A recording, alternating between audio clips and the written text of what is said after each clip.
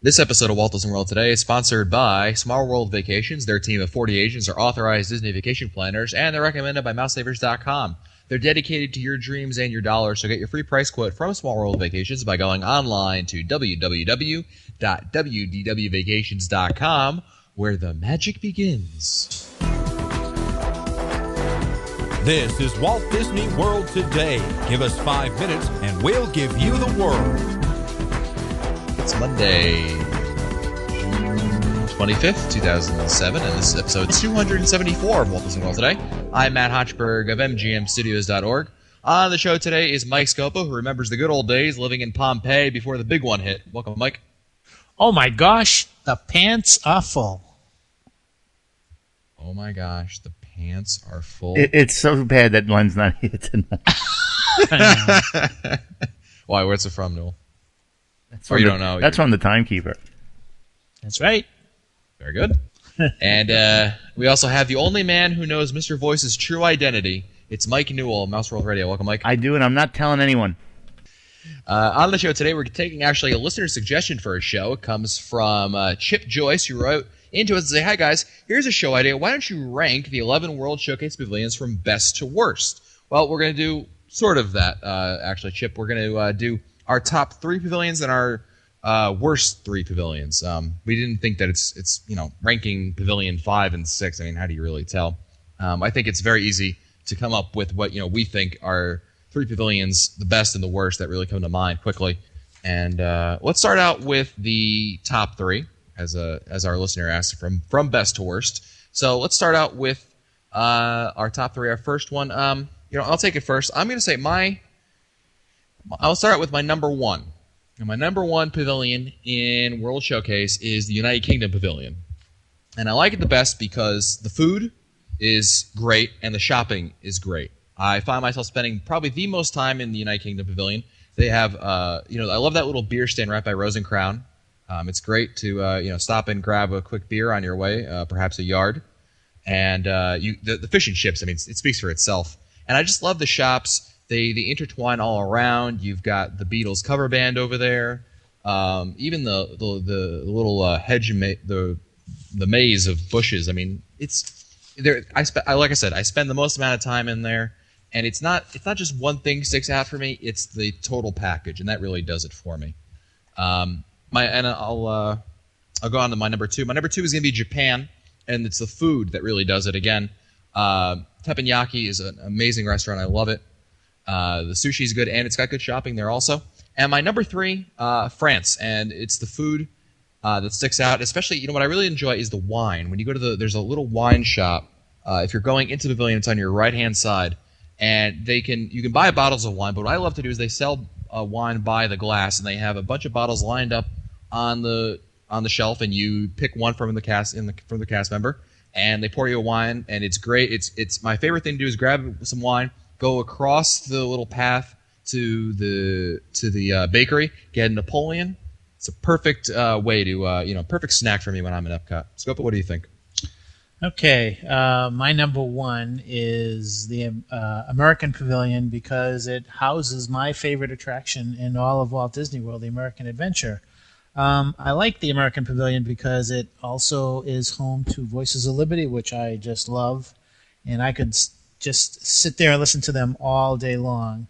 The American Adventure attraction appeals to me because I'm really into this multimedia stuff, and it's probably the only attraction in the entire resort that deals with all facets of presenting a bit of information in the War Wagon, which is the huge device that is used to bring all those props up and all the scenes. Is just an amazing thing, and plus it's never static. It's always changing. So I like the idea of the live singing. I like the idea of the multimedia presentation, and that it's always changing. And by that I mean Golden Dream is always changing. So that's why I like that. I like the American Inn too. It's a pretty good quick service. Really?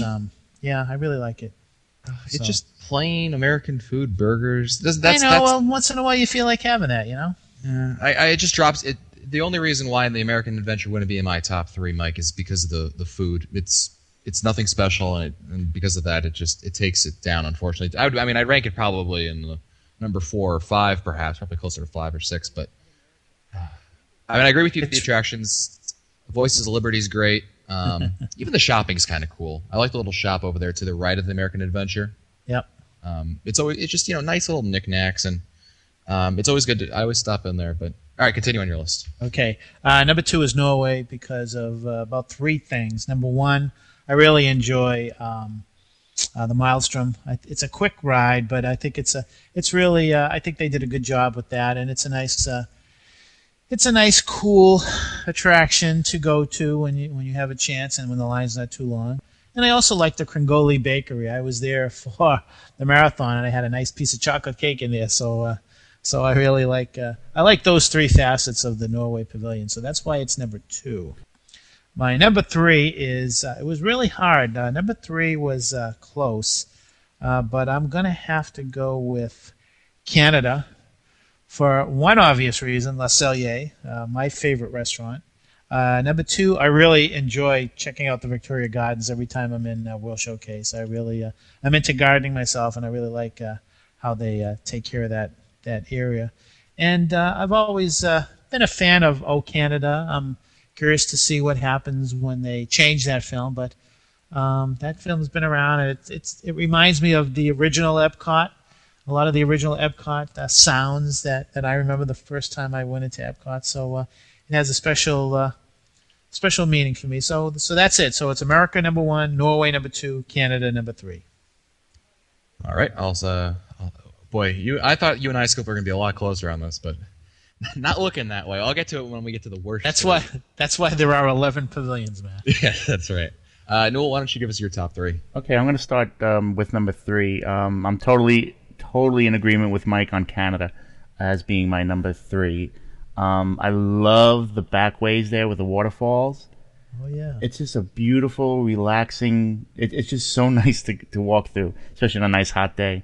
And a lot of people don't know about it. A lot of people don't go back there. They don't venture back there. Once past the stores on your left, you can go down towards where the Circle Vision entrance is, and you go around it. It's a really nice area to wander, and I find myself there every time I pass Canada. That's one of my favorites. Number 2, I'm going to stay with Matt for Japan. Not only does it have the great restaurants and my favorite area to eat lunch, which is the top on the side. Mitsukishi? That's it. With the koi fish pond. Yep, I know what you're talking about. I love that area. Great sushi. They do, and I mean, I like to go to the stores too. That the department store that's there is fantastic. Mm-hmm. It's one of my favorite. That's another must stop every time I pass. I love the clocks in there. Those are really Aren't amazing. They? Those clocks. Yeah. Tell the truth, Newell. You just love the Hello Kitty merchandise they have. Well, right. Yes, you're right. We've seen that purse. I've been to his house. You got it. You got me. You got me. And my number 1. Meow. Meow. Hello, Kitty. My number 1 is going to be Mexico. The one thing that I really love about Mexico is no matter what time of day you go in there, it's the same time of day inside. Very true. And it's just get. No, I was going to say, you surprised me. Not by your choice of Mexico, but your lack of a choice. I thought for sure you were going to mention China. No. Because you love. Well, I like the restaurant, but love really, the restaurant. Yeah, I mean, it's not on my worst list, and it's not on my best list. It's in that. I was ready to slam you, but I thought of it, and I said nah.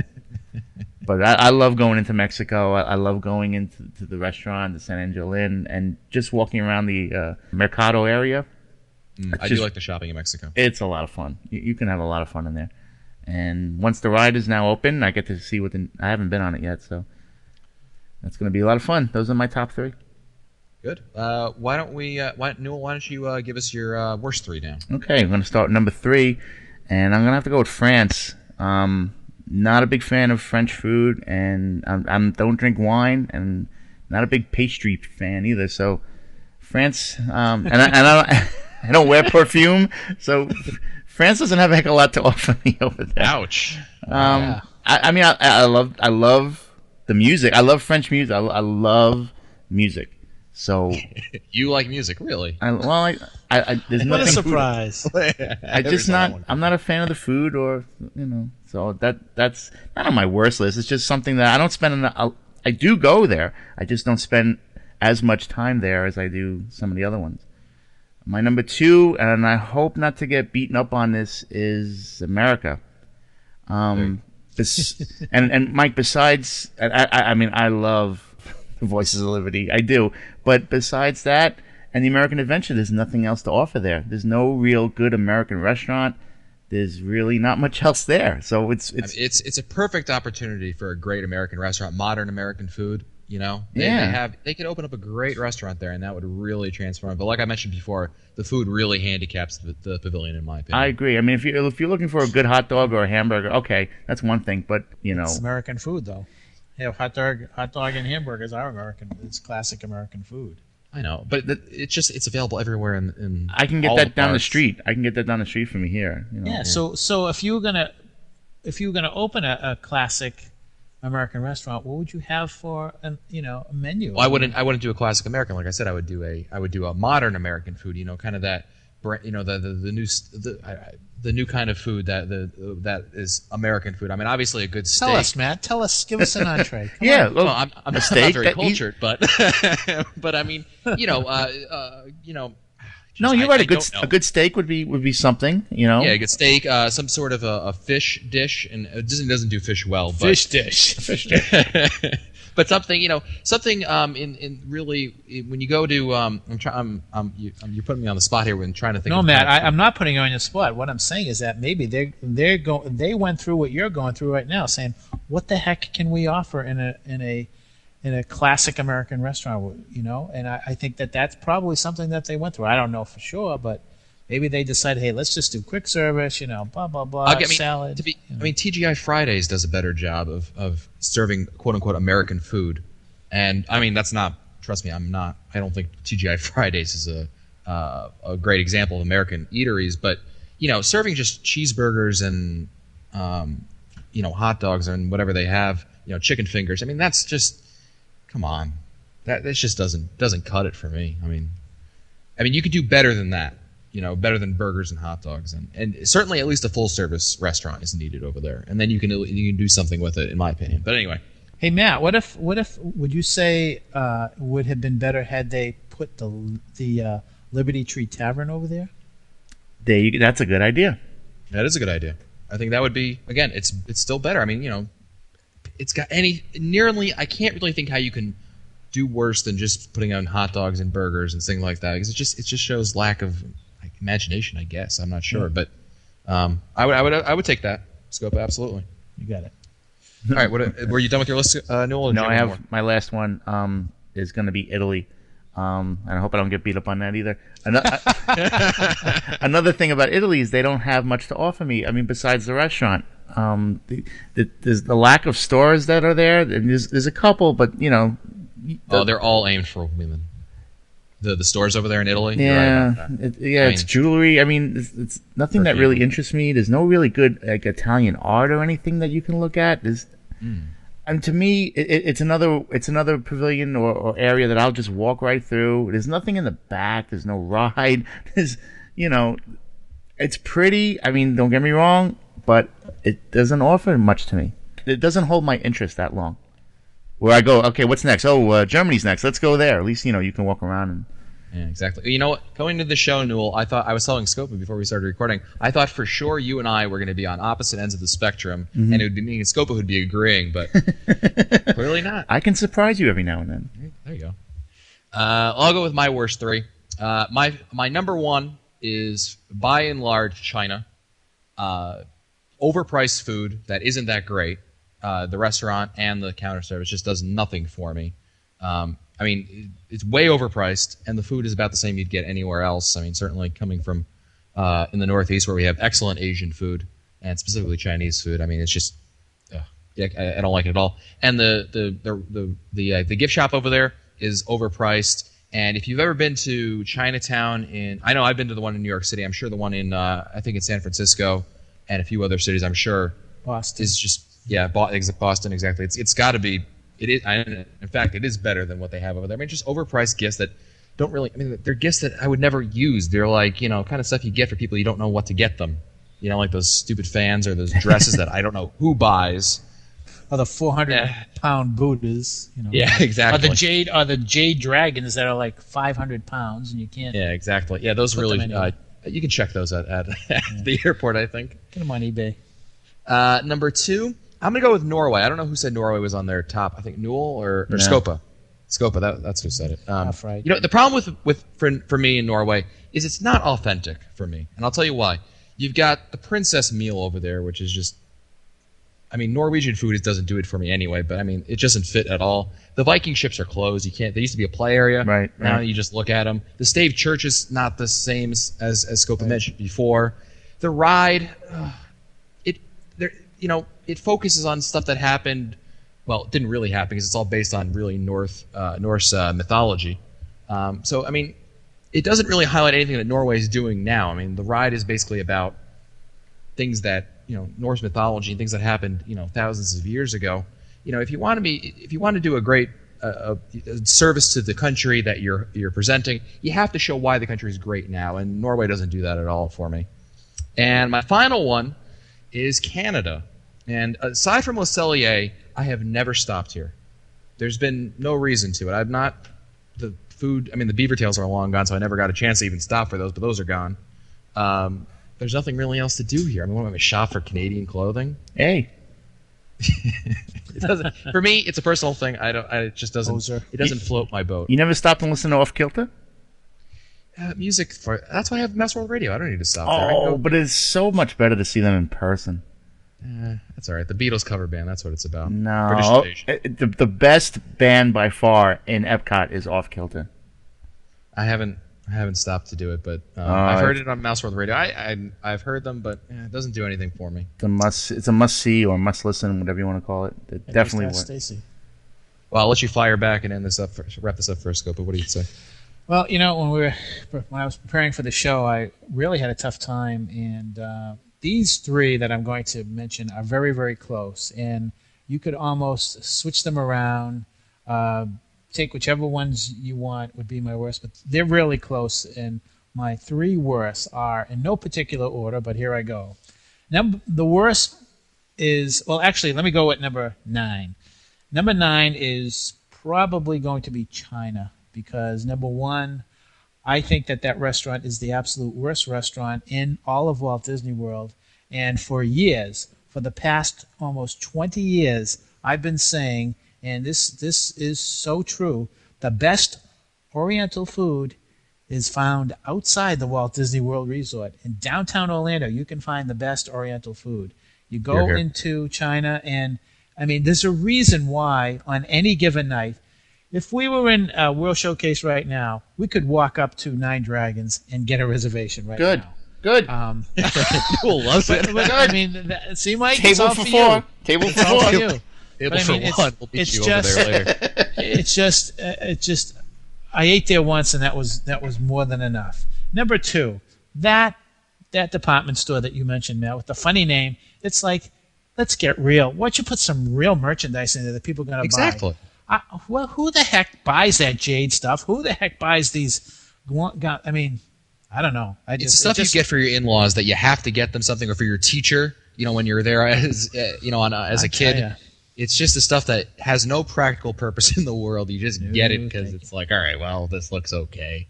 Although they do have they have Chairman Mao T-shirts. Yeah, that's really not going to get you beat up in school. I mean, it's just the only good thing about China is the little acrobats. I don't know if those are slaves or whatever, those child slaves that are doing all those acrobatic acts, but I've watched them and they are unbelievable. That may be the best entertainment in all of World Showcase, but other than that, I have no use for China, no use at all. So that's number 9. Number 10, and to quote Mr. Newell, I hope I don't get beat up on this, is Japan.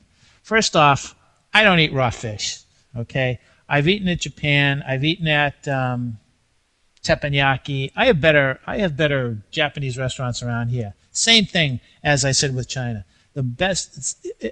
Walt Disney World is very disappointing in China and Japan. You would think that they would have better restaurants. They They just don't do it for me. And besides that, there's nothing entertaining about Japan. Although maybe if you get to see the candy lady making the candy things, that's one thing. But other than that, I have no love for Japan. And finally, the thing that really gets me is that if I'm walking around World Showcase, I'm ready to murder those people playing those drums in Japan.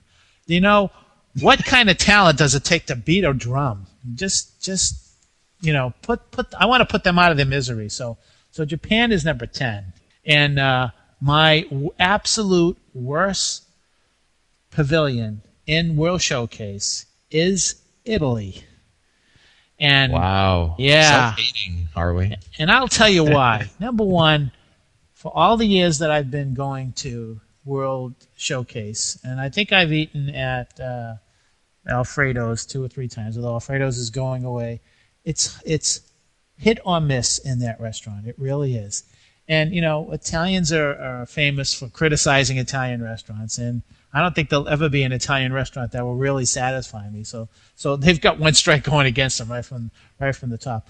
But there's no attraction. Who cares about that statue of whatever that guy is in the back? Neptune. King Neptune. There are so many things you could have done with Italy. You could have had some kind of a simulation ride where you go through, all kinds of historical events in Italy or whatever. You could do all kinds of stuff. I mean, the closest thing, if I want to see something regarding Italian history, I'll go see Michelangelo doing the Sistine Chapel in Spaceship Earth. I think it's one of those pavilions that was just a waste. And sometimes you wonder if they just put up some pavilion so that they can offer, okay, you want to buy this Italian scarf for like $40 or $50. I'm sorry, it just doesn't do it for me. I really think that each pavilion should have shopping, should have a decent restaurant, and should have some kind of an attraction that really represents that country. And like you said, Matt, not all of them have it. And I think that Italy is a prime example of wasted space.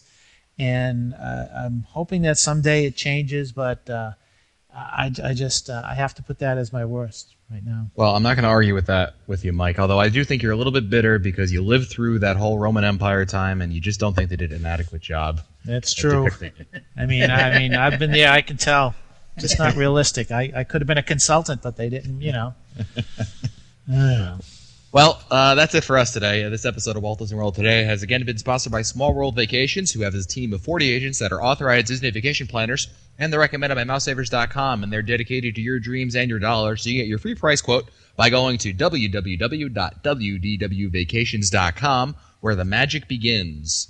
And if you want to find our older episodes, read our show notes, or send us your comments, you can visit the Walt Disney World Today website at www.wdwtoday.com. You can also email us at questions@wdwtoday.com. For Len Testa, Mike Scofield, and Mike Newell. Newell, I really got to move you up to the front because Len hasn't barely been on any shows lately. I like being last. Thank you. I'm Matt Hotchberg. We'll see you on the next show.